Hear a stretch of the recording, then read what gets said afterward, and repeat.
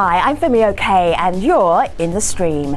Today, a look at the militarization of law enforcement in the United States. Are police looking too much like an army?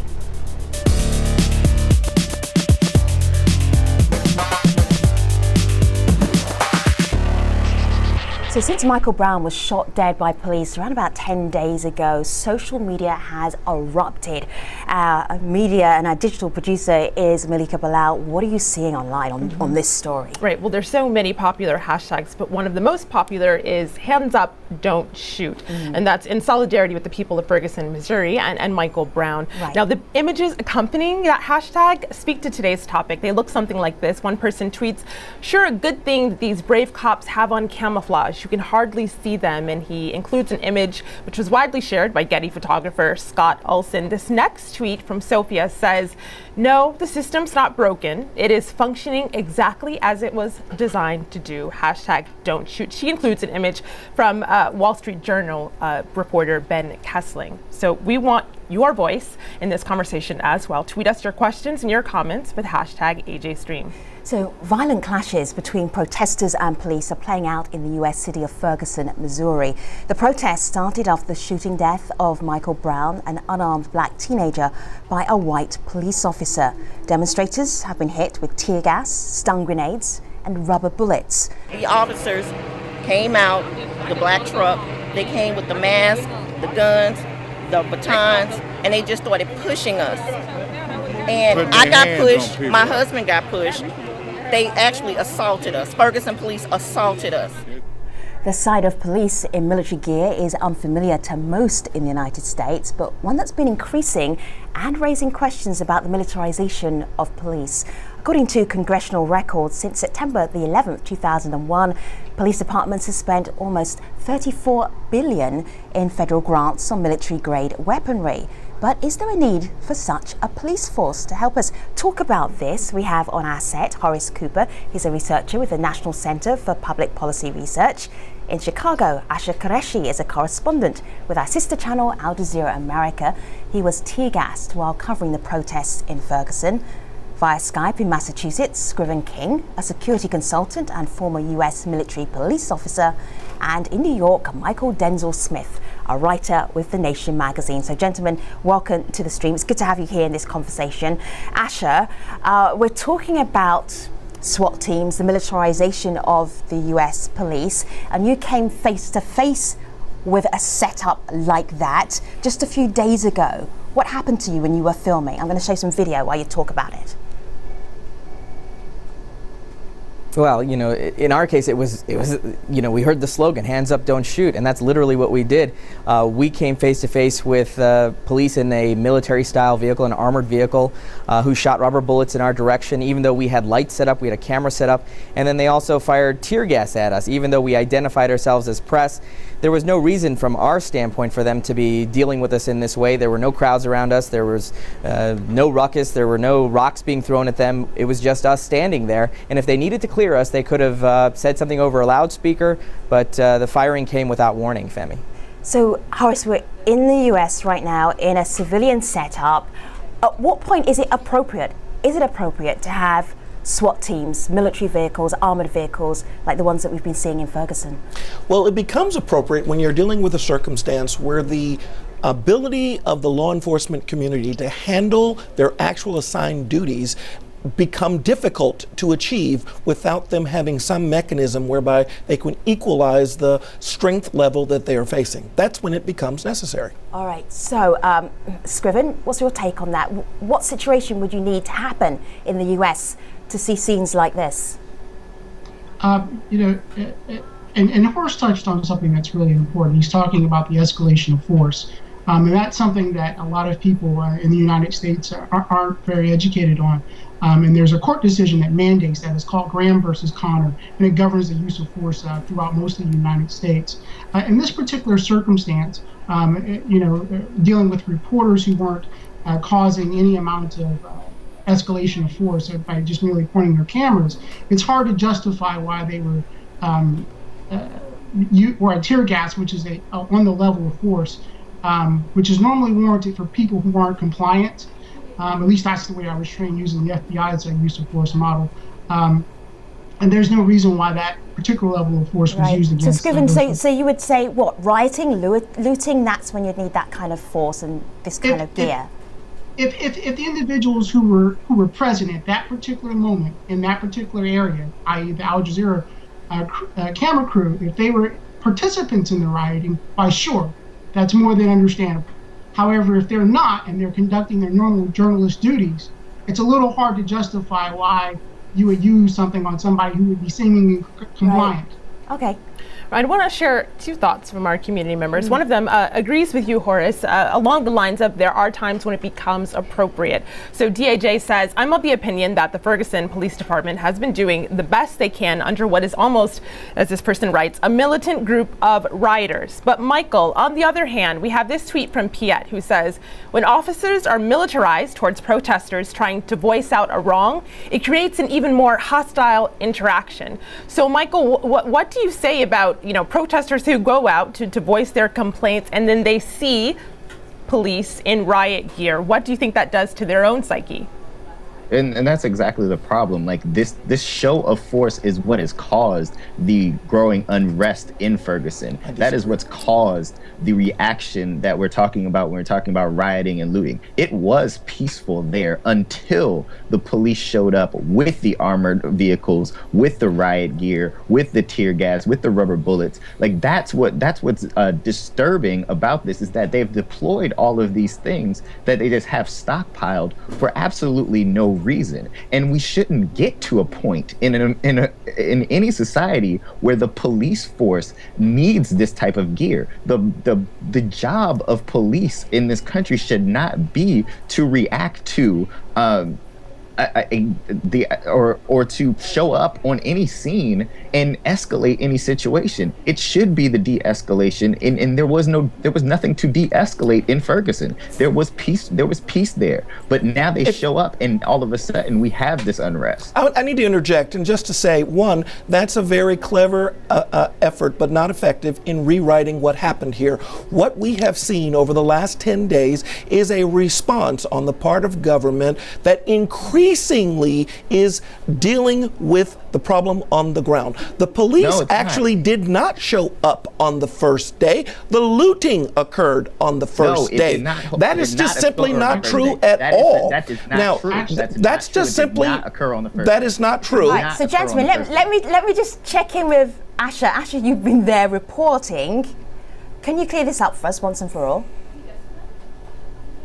Well, look, yeah, the fact of the matter is that, once that rioting happened on Sunday, that's when we really saw these heavy pushes of these military vehicles coming in, these SWAT teams coming in, and a lot of people saw that as a heavy-handed response. And the problem is this, the problem is that it's the perception. These police were brought in to keep the peace, try and allow these protests to continue peacefully, but a lot of people were finding it intimidating. It was almost as if the police, who are already dealing with a fractured relationship with this population, are coming out with these big vehicles, this heavy artillery, and it creates tension. And then it's who's going to puff out their chest further and then escalate even further. So Asha, what does that feel like? Because I know we've all been in crowds, you feel that energy coming through the crowds. So when the armored vehicles turn up, when the policemen heavily armed turn up, what was that feeling, that tangible feeling you were getting as you were reporting?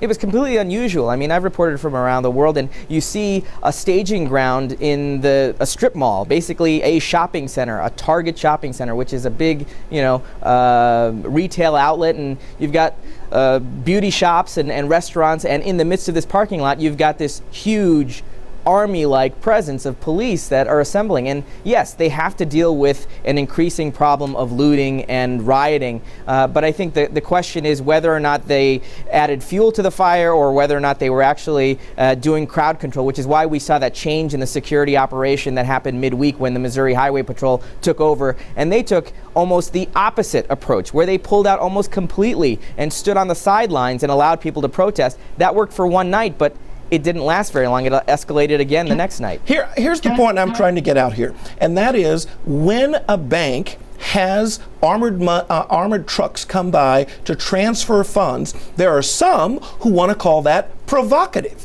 But the truth of the matter is, they need to take precaution to prevent the kinds of problems that can occur if you are transporting large amounts of funds. Let me finish. If you're transporting large amount of funds unprotected. What happened that night was looting occurred. Because I want to get to Scriven. Looting occurred, and the authorities were called in to deal with it. All right. Okay. That's not Michael. true. Michael, then Scriven. I hear you, Scriven. Go ahead, Michael. Well, I think the problem with that argument, though, is that the assumption is made that it's going to be violent from the beginning, which is why you have this response before anything actually happens. Yeah, you had a night of that, but then you're talking about protests. These people are coming out to protest peacefully, and then you call those vehicles in at some point if you need them, I guess. This was sort of a crowd control problem that got out of hand in a sense, because we've had protests in the United States before, the Occupy protests, we've had the NATO protests. We haven't had to see this kind of a force to say we're going to be there in case something happens. Sure. And I think that, considering the tension that's been going on between the police and these residents, you got to ask the question of whether that was too much. Scriven, I want to bring you in here. Scriven, I want to bring you in here, but I want you to direct these tweets that I'm getting in because they're coming fast and heavy with this conversation. Sure. So one person says, when you show up on the scene with full gear armory, it creates a threatening situation and people will react badly. But Scriven, I actually want your thoughts on this next one from Anne. She says, this isn't policing. Policing doesn't require AK-47s, armored trucks, chemical weapons. Has policing mentality as a whole changed? Sure. Let me touch on a few things. I've been in scenarios where we've had to show up, and one of the things that you're taught as a law enforcement officer when you respond to civil disturbance is that your mere presence is an escalation of force. Police officers and the general public have this idea that sometimes the more force you show up to at a scene, the more you can de-escalate a scene, and that's a huge myth. I use the idea that if I go into my son's room and he's sitting there calmly and I start screaming, my 5-year-old son is going to turn back and start screaming back at me, just because that I've not escalated the situation that didn't call for it. But to answer your more direct question, if law enforcement or policing has changed in the United States, it has. I've attended a number of conferences and talks where I've heard police officers, police executives, refer to the fact that community policing is pretty much gone, and they've moved to something called intelligence-based policing, wherein they now react to specific threats, and even that dialogue has shown a significant, or that vernacular, has shown a shift in the nature of how we police. And that may or may not be because the threats change, but if the threat has changed, then we have an obligation as security professionals and law enforcement professionals to disseminate that information to the public and make sure that they're engaged in the process versus showing up on the scene with an MRAP because, So MRAP is a... it's a mine-resistant armored personnel vehicle? I happen to have one on my laptop right now, Scriven. I'm going to take us away from Ferguson because we're talking about the whole United States. It's just not just happening in Ferguson. Let me just show you here what we're doing. And this is in Saginaw County. These are two ordinary regular guys driving around in Saginaw, and this is what they spot, and their language is pretty colorful. Have a listen to this. What is that? Holy shit, dude. It's super armored, dude. Dang, look, he doesn't want anybody to see him in there. Dude, you can't even see him. Saginaw County Sheriff, dude. It looks cool, dude. Look how big these tires are compared to our. It's taller than dude. That's awesome. Holy for something. So these two guys, Horace, are amazed that in their street is this incredible military vehicle that belongs to their local county. They end the entire conversation with, our neighborhood must be really messed up if we've got these military vehicles running through our neighborhood. Part of the reason for this is there's been a flooding in of funds to police forces around the country. Do you feel this is a good use of the money? So In the event of an Ebola breakout, which I bet many of your audience are aware of the problems that are happening across the globe, in the event of an Ebola breakout in the United States, you are going to see the need to protect hospitals, other research facilities, and places with very serious type equipment. Another example might be in the event that our electrical grid goes down 1 day, 2 day, 3 day. If you see the entire West Coast without power because of that, again, this kind of equipment is going to be the first line of protection. Now, I said this before, and I'll say again, when you're talking about Ferguson, if we were saying, do we need this response on the very first day? No, you don't. But today, it's become pretty obvious that that's going to have to be the only kind of response that's going to prevent the businesses from just getting up and leaving that community and making it worse off today than it was before it started. No, the response that will solve what's happening in Ferguson right now is to arrest Darren Wilson. That's the whole cause of this. And Darren Wilson is the police officer who's believed to have He's the police officer who's believed to have shot. But gentlemen, let me just remind you that we're watching this internationally. This is going out internationally. We didn't want to stick with Ferguson and do a day-by-day breakdown of Ferguson. Yes. We're talking about the militarization of all of the police forces around the United States. And this let me is just this, hold tight for a moment. To that point. Yes, to that go point, ahead. And then I'm going to bring in the community because they want to join in with you, Michael. To that point, if you are doing a job as police in the first place, you don't need to get to the point of militarizing your police force if you're doing the job that the police are supposed to be doing to begin with. And then you believe that your escalation of force is going to solve a problem that is caused by police in the first place. As people of color all over the globe, one lesson that we should all get behind is the crowd does not get to come and say, hang him, hang him, hang him.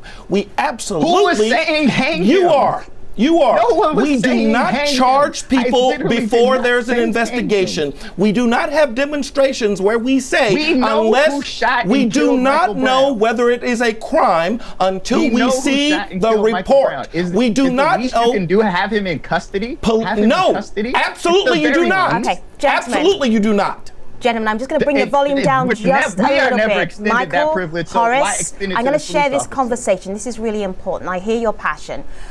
But we're going to move on a little bit. Malika. I will say that the community can't keep up quite as fast as the conversation is changing. So this is a point that was raised a little bit earlier, but I think it's important because this is some of the view of people that are watching. Daniel on Facebook says, the trend in law enforcement expenditure has probably risen on par with crime, and for additional units to counter the threat of terrorism. On the other hand, though, there's this tweet from Nafio who says, we can't actually have this discussion without talking about race. So Nafio says it's not only about militarization, but the tendency for police to associate blackness with crime. Michael, I know you have something to say about that. Yes, absolutely. The militarization, the history of the militarization of the police is deeply entwined with who is perceived as a threat in the history of racism. And I mean, the SWAT teams are formed in response to the Watts rebellions in 1965. The militarization of the police in terms of using those SWAT teams and getting helicopters and tanks and everything is in response to the declared war on drugs, and that budget increases throughout the 80s and 90s. And then September 11th happens, and then in response to the idea of the Arab threat, then we see an even further escalation of militarization. So yes, we cannot talk about the militarization of the police without then talking about who is perceived as a threat and who these weapons are being used against, who they're being pointed at. I think it does us all a disservice to minimize the serious issue of whether or not police are escalating with the level of equipment beyond the circumstances by saying that that is primarily or significantly a race issue. There are significant examples all across the country of police having escalated beyond what the circumstances are, and those don't follow race patterns. We ought to have that conversation separate from that. But all right, let me. Go ahead, Scriven. Go ahead. I was just going to say, and I agree with Horace to an extent. There are a vast majority of people who are out there on both sides of the fence. I mean, I made a joke on Twitter the other day that anytime you've got Rachel Maddow and Rand Paul. And Rachel Maddow is a prominent talk show host in the United States, and Ron Paul is a politician. So I'm just giving a little backstory here for the rest of our audience. No apologies needed. I watch TV a lot. Go ahead. But anytime we have people from both what we would consider the extreme right and the extreme left coming to agreements about a particular issue, and then you also have people in the middle who have an issue with this particular transformation of law enforcement, it's something we need to take a look at, and we need to at some point also recognize that the patterns of race that exist in law enforcement. I mean, racial profiling is in some places not a myth; it's a reality. And we need to acknowledge that. So draw the dots here together for me. So we have, an MRAP, we have rifles, we have military grade gear, and then race. What's that connection? For me, there's really, it's difficult to explain. I've always brought out the fact that you will see at times, and it just depends on the camera and depends on who's taking the picture, but I've seen SWAT vehicles go out, MRAPs go out on a call for something like, a one-man standoff. A guy's barricaded in the bathroom and they show up with an MRAP. And that does something to the public's perception of how much you really need the MRAP. Right. Horace brought up a really good point. There are going to be circumstances where you're going to need it, and there are some legitimate circumstances. Sure. For you, what's legitimate, Scriven? Where would you go? Okay, let me just show you a couple of scenes here. This is Colorado. Have a look on my laptop. There was a major theater shooting that happened in July of 2012 in a cinema. Okay, so guy here, military gear, Hurricane Katrina, obviously big military vehicles there. So for you, what would be the situation where you go, okay, we need these kind of equipment and this kind of training? Sure. Anytime there's a threat that's going to be using high caliber weapons, anytime you're going to be you need to counter a threat that's going to be multiple in numbers. Anytime you're going to be dealing with something that's truly dynamic and ever changing, you're going to need those kind of tools. I'm not against the equipment. It's not the equipment that I'm against. It's the lack of risk management that goes into how we deploy those vehicles and how it undermines the public's perception of law enforcement. Sure. Let me just squeeze in one more comment here from the community as we begin to wrap up this part of the show. Well, as we're wrapping it up, people are saying, well, what should a police force look like? What should it do? Tendai on Twitter says police shouldn't be a force, but they should be a service, part of the community and its supervisor, and then people will work with police to fight crime. Horace? No, I don't disagree with that, and I certainly agree with the comments that were just stated, that we need to understand what the right triggers are before you deploy. You don't start off with a nuclear weapon when you're talking about things that diplomacy can address. Street policing and community policing are common sense. What we have in Ferguson is a breakdown that requires the National Guard, that requires the State Highway Troop police force, and in fact requires additional arsenal. Now that's something the people themselves can decide to stop doing, but when you have that outbreak, you can't just sit there and say, let's dialogue it out. See, Horace, it's interesting because we spoke to the Pentagon, I think we're the US forgetting one thing, Department of Femi. Defense. One thing that hasn't been raised yet is this. Yeah, and we've got a minute. We've got a minute left. So the people being policed. Yeah, absolutely. Asher, do you want to give us just a closing comment there, because I'm going to take you all to the post show. Yeah, go ahead. Okay, go ahead. So the psychological effect that it has on the police themselves when they're in this tactical gear and they're in this armor, in terms of what their relationship is and how they're going to relate to the people that they're encountering. I think that very little attention has been given to how much training they're getting to use this equipment and when it's appropriate to use it and what their relationship is and what their responsibilities are to the people who they encounter when they're in this tactical sort of Absolutely. Asher, you make a great point. This is why we have a post show here at stream.aljazeera.com. I'm going to pick up right where you left off, exactly there, with Asher Qureshi, Horace Cooper, Scriven King, and Michael Smith. So they will be online in just a moment. Let me tell you about our next show. Acid attacks steal their victims' beauty, but recent fashion photographs highlight how some women are fighting back. We'll speak to one survivor and discuss how laws against acid attacks can actually be enforced in India and Pakistan. Until then, I'll see you online. Thanks for watching.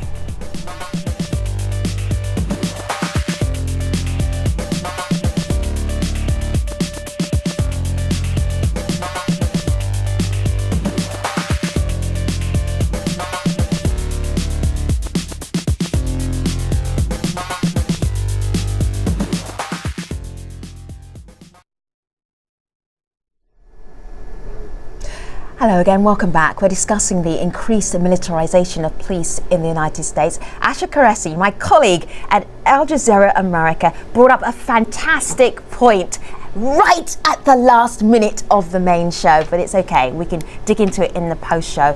Asha, I mean, did you feel that any of the police that you were meeting in Ferguson, did they feel stressed?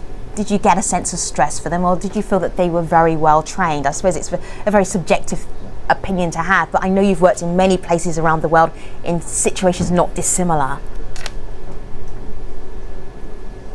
Well, we were, face to face when some of these police were coming up, when they were trying to keep some of these protesters back from getting into some of the areas that they're trying to close off once things got violent. And they seemed very professional. They seemed to do a very good job of keeping those crowds back. But again, once you see those more aggressive-looking MRAPs and the people in SWAT gear, they're used to dealing with situations that are very, very volatile. And so the question that has to be asked is, are those the right kinds of people to be dealing with what essentially should be crowd control and keeping the protest in line, or are they people who should be coming in when the rioting happens, when the looting happens, when it gets out of hand, which is usually what you would think would be the resort. You would go to your last resort when you need it, rather than bring it up front and have it sitting there ready to go.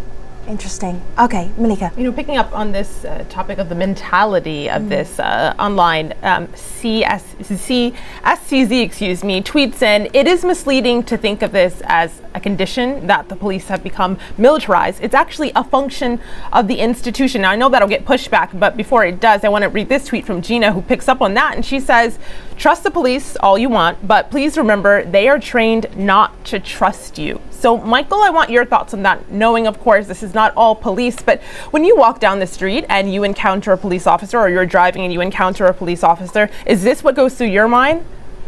Yeah, what goes to my mind is, am I going to be safe today? I'm always concerned for my safety. I just talked to my mother earlier today when we were talking about this situation. She's concerned for my little brother, who is a pizza delivery guy while he's going through college, and worries about his safety driving through the streets of that city. I mean, that's the type of reality that you have. I think that what the problem is, you're giving all of this power over to police officers. You're giving all of this power, you're giving all of this weaponry over to police officers, because we've come to think of police and our military as solutions, and they're simply not.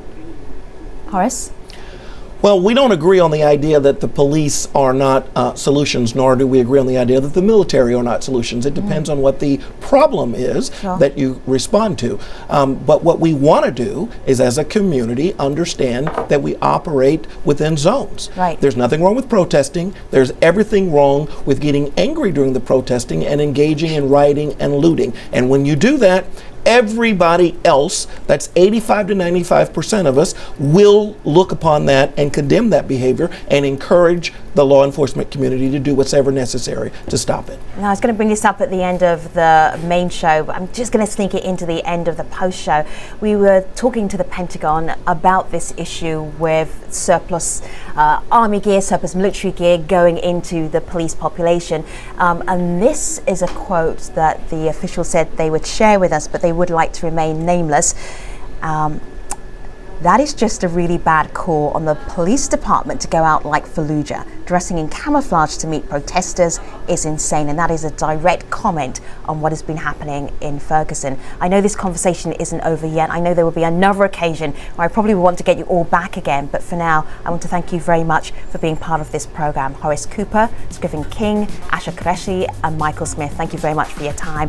And our online community, if you had to weigh up where they were feeling, militarization, not militarization, what would you say? I would say overwhelmingly they say it is overly militarized. And this tweet from Faisal, actually, he says there'll be more and more Ferguson incidents, which is disheartening, but I have a feeling he might be right. I think he might be. Moving on to the next AJ stream. Acid attacks steal their victims' beauty, but recent fashion photographs highlighted how some women are fighting back. We will find out about their stories and speak to a survivor on the next AJ stream. Until then, see you online. Take care.